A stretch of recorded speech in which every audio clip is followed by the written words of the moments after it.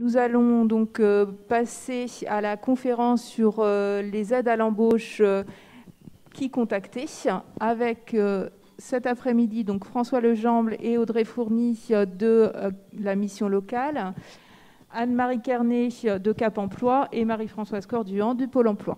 Donc on va démarrer donc par la mission locale. Je vais vous présenter déjà en deux mots ce qu'est la mission locale. Donc on est sur un accompagnement des jeunes donc de 16 à 25 ans. On va travailler avec vous donc tout ce qui est orientation, formation, l'accès à l'emploi. Travailler avec notre réseau de partenaires et d'entreprises. Et pour aller sur l'orientation, la formation, on va travailler aussi la santé, vos questions de mobilité, les questions de logement aussi. On essaye d'être vraiment ce qu'on appelle l'approche globale. Donc là, l'idée de cette conférence, c'est de parler des aides à l'embauche donc pour les jeunes, donc avec le site #unjeune-une-solution, faciliter l'embauche des jeunes en emploi et ou en alternance. Moi, ce que j'ai souhaité donc vous montrer là aujourd'hui, c'est les contrats aidés, qu'on appelle les PEC pour tout ce qui est structure publique, et les CIE pour tout ce qui est entreprise privée. En gros, les entreprises donc, sont aidées sur votre salaire, perçoivent des aides de l'État. En gros, lorsqu'un contrat classique vous coûtez 1 740 € à une entreprise, avec ce contrat aidé donc dans les structures publiques, vous coûtez 880 €. En entreprise privée, donc c'est des chiffres approximatifs. Hein. En entreprise privée, vous coûtez 1 740 € en entreprise. Ah oui, j'ai inversé là. Ouais. Le coût avec le contrat aidé, vous coûtez plus que 1 015 € à la structure. Voilà, donc sachez que tous les jeunes donc, de moins de 26 ans sont éligibles à ces contrats aidés. Ça peut inciter fortement les entreprises à vous embaucher. L'idée est de travailler tout en étant formés, et les employeurs sont aussi moins exigeants parce que bien sûr ils perçoivent des aides, donc sont là pour vous accompagner à évoluer et à passer les formations. On propose aussi l'accompagnement vers l'alternance, donc à savoir là sur le site du portail de l'alternance, on trouve facilement les coûts employeurs. À savoir que pour un mineur, pour la première année de son contrat, l'entreprise va percevoir 5 000 € d'aide pour la première année de son contrat. Pour un majeur, l'entreprise percevra environ 8 000 € d'aide pour sa première année. Donc, en regardant là le PowerPoint, un mineur coûte 10 € par mois à une entreprise. Donc, c'est quasiment rien. Donc, voilà. L'idée est d'en profiter un maximum sur l'alternance, en tout cas pour la première année. Je laisse la parole à mon collègue pour qu'il vous présente la garantie jeune.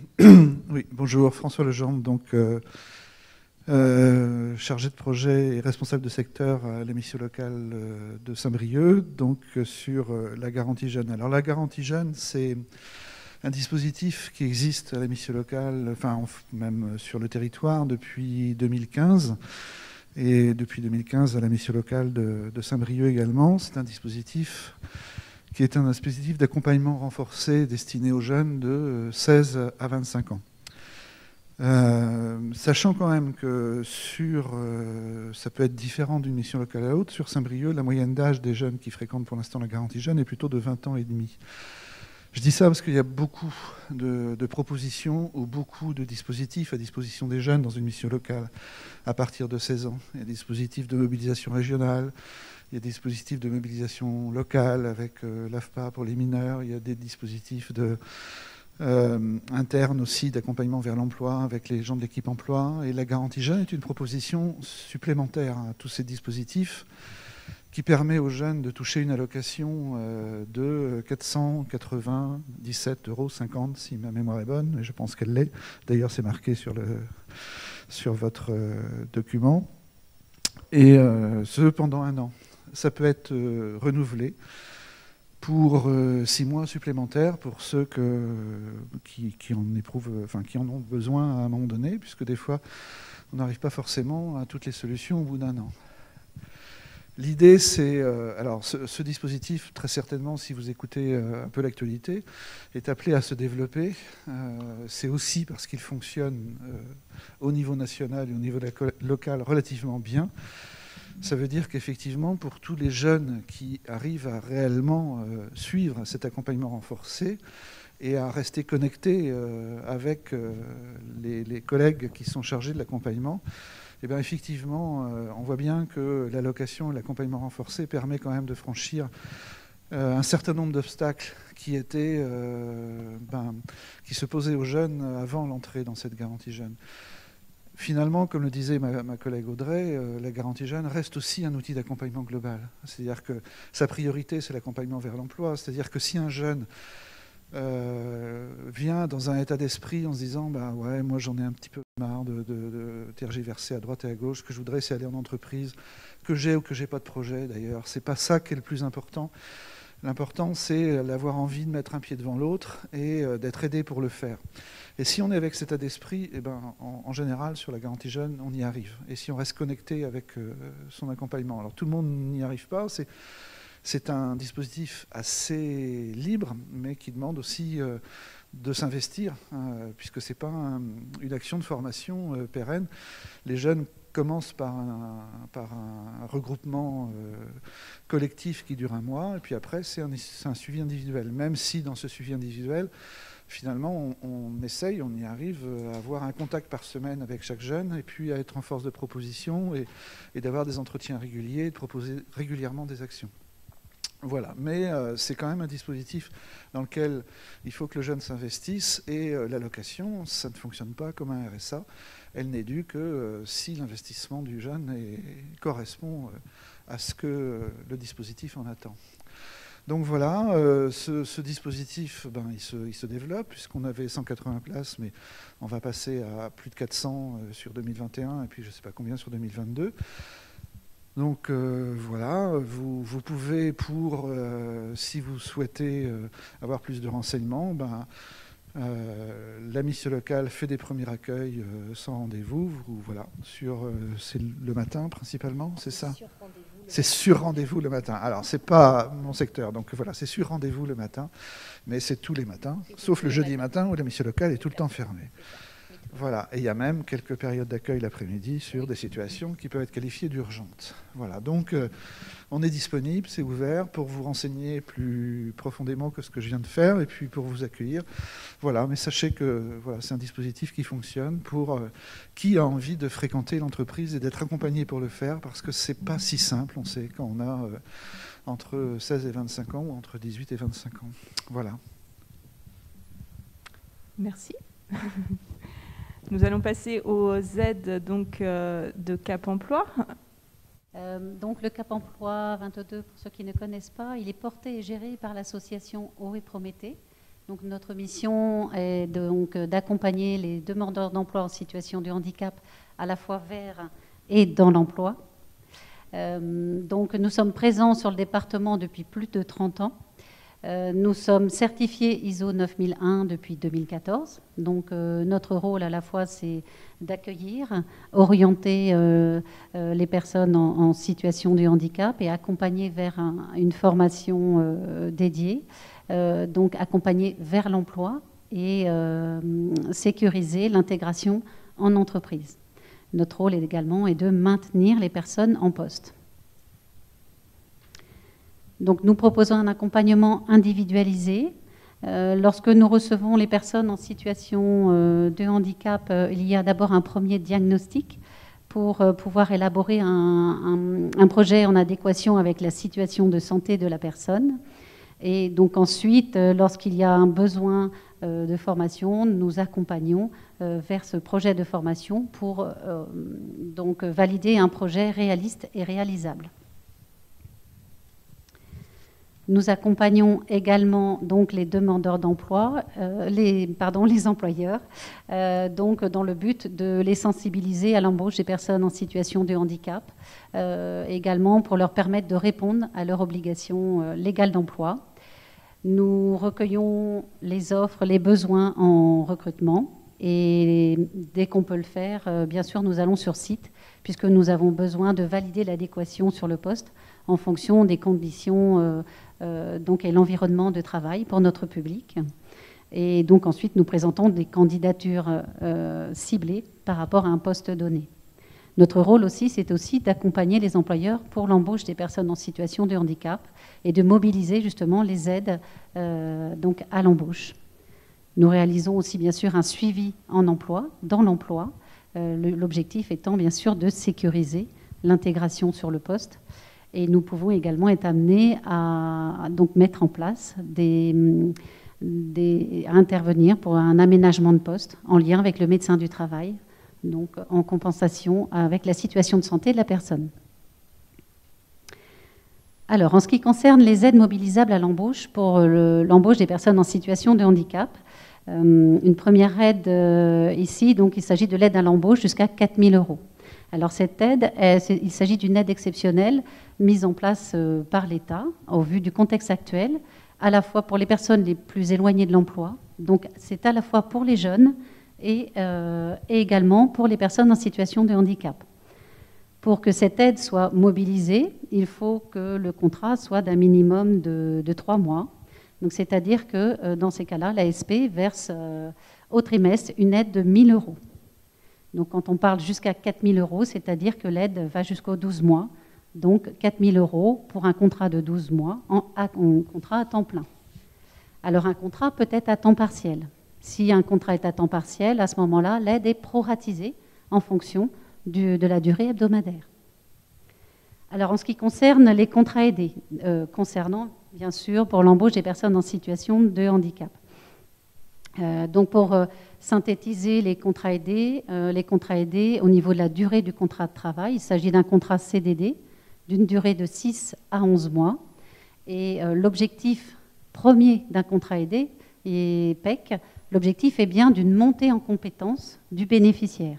Donc, bien sûr, l'employeur va bénéficier d'aide, mais en contrepartie, ils doivent vous proposer donc des formations en interne ou en externe. Donc, des formations, ça peut être environ 15 jours sur l'année, quoi. Donc, concernant les contrats aidés PEC, en ce qui concerne les jeunes, tout à l'heure, donc ma collègue vous a parlé de l'âge pour les jeunes. Pour les jeunes en situation de handicap, l'aide est valable jusqu'aux 30 ans révolus de la personne en situation de handicap. Donc l'aide est du même montant, c'est 65% du SMIC horaire brut pour les 30 premières heures. Donc ce qui fait une aide à peu près de 850 € brut pour l'employeur. En ce qui concerne les contrats aidés pour les personnes en situation de handicap, quel que soit leur âge, l'aide est de 50% du SMIC horaire brut pour les 20 premières heures. Donc quand on parle de 20 heures ou 30 heures de contrat de travail, l'employeur peut proposer un contrat de 35 heures. L'aide, elle est juste limitée sur les 20 premières heures. Donc, dans ce cadre-là, pour l'embauche d'une personne en situation de handicap, ça correspond à peu près à 440 € brut mensuels d'aide. En ce qui concerne les contrats aidés QPV ZRR, donc ma collègue Pôle emploi, je pense qu'elle va en parler également, mais ça concerne bien sûr les personnes aussi en situation de handicap. Donc, quand on dit QPV ZRR, c'est en fonction du lieu d'habitation du bénéficiaire. Donc là, en ce moment-là, il faut regarder sur le site de SIG qui peut valider si on est dans une zone QPV ou ZRR. Donc les autres aides concernant l'embauche des personnes en situation de handicap, donc il y a l'aide à l'alternance dans le secteur privé. Donc je ne vais pas détailler, je vais laisser Pôle emploi détailler par rapport à ça. L'aide concernant le contrat d'apprentissage va jusqu'à 8 000 €. En complément, la GFIP apporte une aide pour l'embauche des personnes en situation de handicap en alternance. Donc l'aide peut aller jusqu'à 5 000 €. Pour un contrat d'apprentissage, l'aide va jusqu'à 4 000 €. Et pour un contrat de professionnalisation, l'aide va jusqu'à 5 000 €. Donc une aide, comment les personnes en situation de handicap peuvent réaliser un contrat d'apprentissage quel que soit l'âge. Donc cette aide est importante à prendre en compte.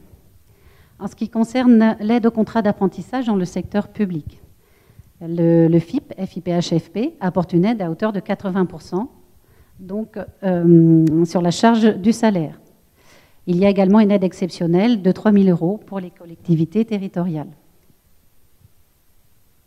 Alors, les entreprises peuvent bénéficier d'aides complémentaires, donc à la fois pour intégrer et maintenir une personne en situation de handicap sur un poste. Donc, il peut y avoir des aides financières à l'accueil et à l'intégration à l'évolution professionnelle.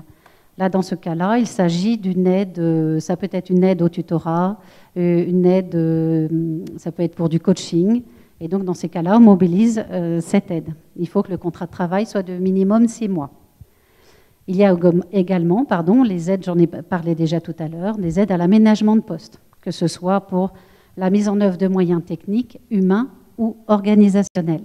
La GFIP a également proposé de nouvelles mesures exceptionnelles au vu du contexte actuel. Dans ces cas-là, il peut y avoir des aides exceptionnelles pour la mise en œuvre du télétravail. On peut également intervenir pour un aménagement de poste au domicile. Il y a une prise en charge sur les surcoûts d'équipement. Ce peut être également, par exemple, une personne qui est en contrat en alternance et qui, pour suivre sa formation, a besoin d'un équipement informatique pour continuer à poursuivre la formation et pour passer son examen. Donc, dans ce cas-là, on intervient pour financer l'équipement informatique. Donc, la GFIP a proposé également une majoration des aides au contrat d'apprentissage et au contrat de professionnalisation, et avec une prise en compte de l'évolution du poste de travail consécutive à la crise sanitaire. Alors, quelques données chiffrées. Donc, au sein du Cap Emploi, on accompagne à peu près 2500 personnes par an. Il y a eu 453 parcours de formation sur l'année 2019. Nous avons visité plus de 1800 entreprises. Plus de 1100 employeurs ont bénéficié au moins d'un service du Cap Emploi. Et il y a eu en tout 1710 contrats de travail réalisés.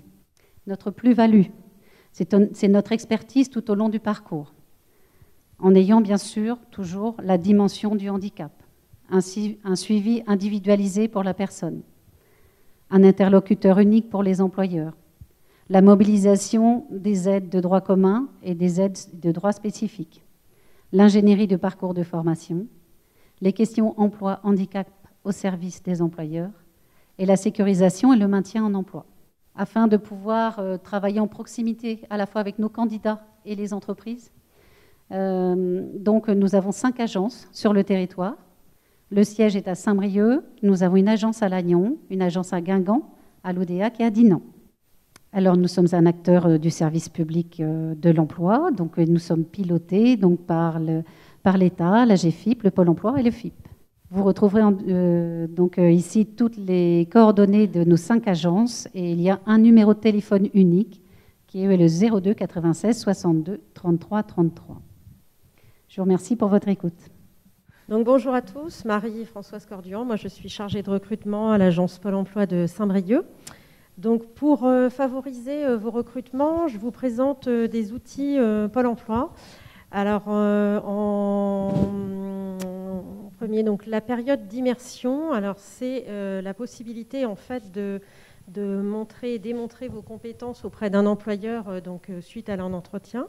Vous pouvez proposer que cet entrepreneur vous reçoive 2 à 3 jours dans l'entreprise. Ça vous permet en fait de démontrer vos compétences et par vous-même aussi découvrir un métier, découvrir le fonctionnement d'une entreprise. Nous, on appelle ça un pari gagnant-gagnant, puisqu'il n'y a pas d'initiation de contrat de travail. C'est simplement une découverte d'entreprise ou même une découverte de projet.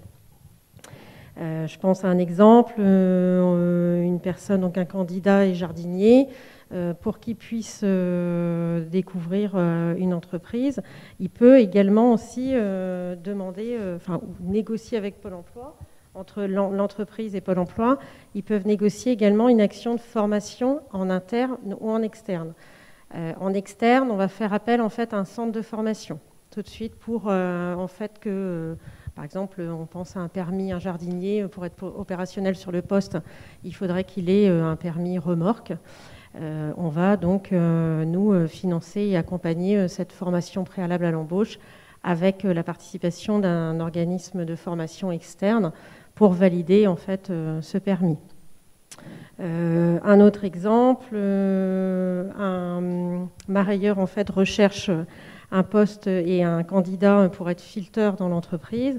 Pareil, sur la découpe de poissons, on peut mettre aussi également une formation sous forme de tutorat en entreprise pour que vous puissiez apprendre en fait cette compétence et développer ensuite cette compétence pour être plus opérationnel sur le poste. Donc pour ces outils en fait de Pôle emploi, n'hésitez pas à en parler en fait aux employeurs. Les employeurs peuvent nous contacter donc au 39 95 et vous pouvez également faire remonter toutes ces demandes auprès de votre conseiller Pôle emploi de par en fait votre espace candidat sur le site. Voilà pour les outils Pôle emploi. Là, vous allez retrouver en fait l'ensemble des aides à l'embauche donc mis en place par le gouvernement avec le plan de relance. Donc, il y a également une plateforme qui s'appelle Un jeune, une solution, où vous pouvez retrouver énormément d'informations liées à la formation et à l'emploi. Les recruteurs peuvent y déposer aussi des offres. D'ailleurs, il y a certaines offres de Pôle emploi qui chaînent sur cette plateforme. Et vous retrouvez donc l'ensemble des aides qui sont proposées pour différents publics, que ce soit les personnes, voilà, les jeunes, les personnes travailleurs handicapés, les alternants. On a parlé des emplois francs, donc là sont concernées donc les personnes qui résident en quartier prioritaire de la ville, le parcours emploi compétences jeunes, mais le parcours emploi compétences également. Voilà, avec des taux différents selon les critères en fait du candidat. Voilà, donc un panel de mesures mis en place par le gouvernement pour faciliter les embauches et du coup vous aussi c'est un levier en fait pour vous qu'il faut mettre en avant. Donc à bien connaître en fait dans quel dispositif vous pourriez en fait apporter votre pierre en fait à l'entreprise qui serait intéressée par votre candidature. Voilà, donc n'hésitez pas à consulter également sur le site de pôle emploi.fr. On a une rubrique qui s'appelle #tous mobilisés. Vous retrouverez l'ensemble des actions en fait, qui sont menées sur le territoire à destination des candidats à l'emploi. Donc là, les prochains événements pour le mois de juin donc, sont identifiés sur le site de Pôle emploi. Donc n'hésitez pas à vous y inscrire ou à vous rapprocher de votre conseiller référent si vous voulez un peu plus d'informations et venir participer en fait, à tous les événements qui auront lieu sur le mois de juin, juillet, etc. Voilà. Merci de votre attention.